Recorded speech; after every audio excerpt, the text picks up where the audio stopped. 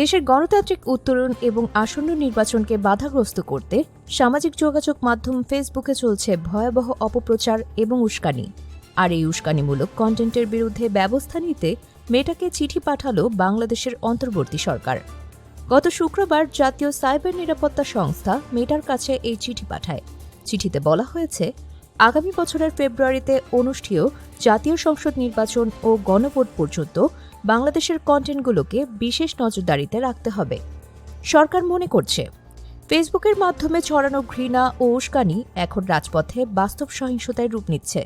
গত 12 ডিসেম্বর নির্বাচন ও গণভোটের তফসিল ঘোষণার দিন বিকেলে পুরনো পল্টনে ইনকিলাব মঞ্চের আহ্বায়ক শরীফ ওসমান বিন হাদিকে গুলি করা হয়। আশঙ্কাজনক অবস্থায় তাকে সিঙ্গাপুরে নেওয়া হলেও গত 18 ডিসেম্বর তিনি মারা যান।